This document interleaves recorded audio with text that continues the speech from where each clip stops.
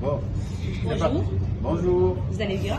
Oui, ça va. Voilà, cher monsieur, présentez-vous. Est-ce que vous pouvez revenir un peu sur l'objectif de cette rencontre, de cette conférence internationale des barreaux?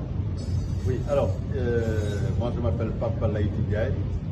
Je suis un ancien bâtonnier du Sénégal et je suis secrétaire général adjoint de la CIB. La CIB, c'est la Conférence internationale des barreaux de tradition juridique commune.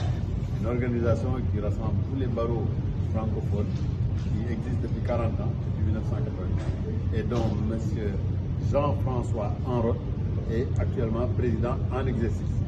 Jean-François Enroth est avocat au barreau de Liège et de Bruxelles, donc en Belgique.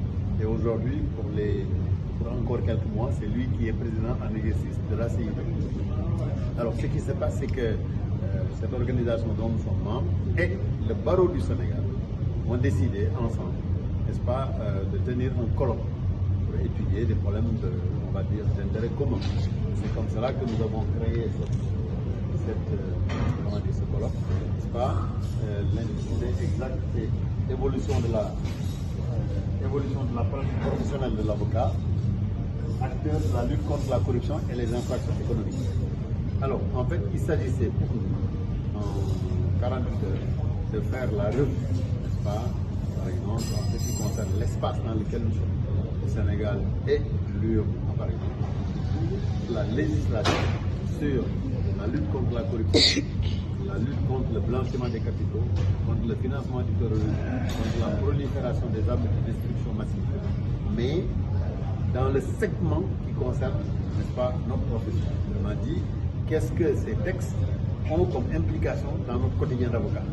Quelles sont nos nouvelles suggestions? Qu'est-ce que ça a comme avantage ou comme inconvénient? Il s'agissait d'en faire, on va dire l'inventaire. Évidemment, il n'est jamais exhaustif, mais on a choisi des segments très précis pour travailler dessus pendant 24-48 heures. C'était ça le sens de cette... Alors, est-ce que vous pouvez revenir un peu sur les segments précis que vous avez... Voilà, alors ce qui se passe, c'est que hier, comme vous avez peut-être pu le constater, nous avons accueilli ce que nous appelons les organes de contrôle. Nous avons fait en quelque sorte le point de la législation telle qu'elle est. Nous avons entendu des exposés de représentants du GIABA, nous avons entendu le représentant de l'ASENTIF, de l'OFNAC, et nous avons enfin entendu le directeur adjoint des affaires civiles et du SSO, qui est, on va dire, le pendant, on va dire, le point focal de l'ordre des avocats au niveau du ministère de la Justice, chargé justement de ce contrôle qui a été institué par ces textes. Et donc, nous avons entendu des personnes qui nous ont, ces experts qui nous ont exposé le dispositif législatif tel qu'il existe. Et ensuite, nous sommes entrés maintenant de plus près. On a entendu on va dire des personnes qui exercent à nos barreaux. Et donc, ils nous ont exposé ce que ça pouvait avoir comme incidence chez nous et quelles sont peut-être les nouvelles attitudes que nous devons avoir. Je vais laisser la parole. On a entendu on va dire des personnes qui exercent à nos barreaux. Et donc, ils nous ont exposé ce que ça pouvait avoir comme incidence chez nous et quelles sont peut-être les nouvelles attitudes que nous devons avoir. Je vais laisser la parole au président sur des sujets très précis. Comme vous avez pu le remarquer aujourd'hui, lui, en binôme avec notre confrère Léon Patrissa, a exposé, on va dire, le rôle de l'avocat en ce qui concerne la collecte et le traitement des données personnelles par rapport justement à cette lutte contre le blanchiment des capitaux dans lesquels aujourd'hui notre rôle devient de plus en plus prégnant. Voilà.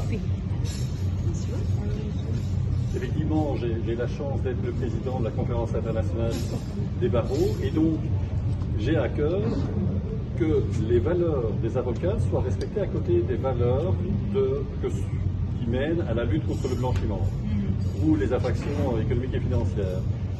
Ces infractions économiques et financières sont un fléau. Il faut lutter contre elles, mais à côté de ça, nous avons d'autres valeurs. Le secret professionnel est une valeur qui est très importante et nous avons discuté de bonnes pratiques, comme l'a dit M. Bâtonnier, pour savoir comment est-ce qu'on peut ménager ces valeurs que sont le secret professionnel, la déontologie et la lutte contre le blanchiment et l'économie financière. Mais on a également vu l'interaction entre la législation contre ces infractions et les législations sur la protection des données à caractère personnel. Il est important que dans cette lutte, on respecte des lois aussi importantes que le secret professionnel ou la protection des données interpersonnelles. Super. Alors, ces choses, par exemple, excusez-moi, les pratiques professionnelles, les actes de lutte contre la corruption. On sait que dans un pays, lutter contre la corruption est une chose tellement pas facile du tout parce que la corruption touche toutes les branches. Quelles sont les perspectives qui en découlent en fait?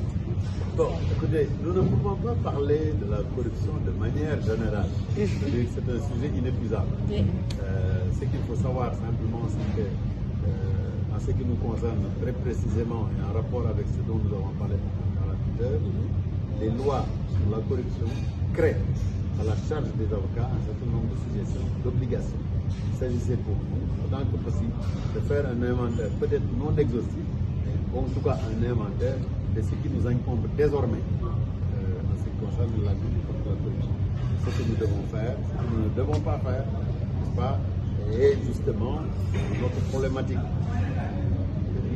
quotidienne, comme vous l'a expliqué le président, c'est de faire en sorte de pouvoir concilier l'impératif qu'il y a à lutter contre la corruption, contre le blanchiment de capitaux, contre le financement du terrorisme, contre la prolifération des armes de destruction massive, concilier cette lutte et les impératifs que ça crée pour nous avec quelque chose qui est un principe essentiel, je souligne essentiel de notre profession, qui est la protection à la fois du secret professionnel et des données personnelles des clients que nous sommes censés recueillir dans l'exercice quotidien de la profession.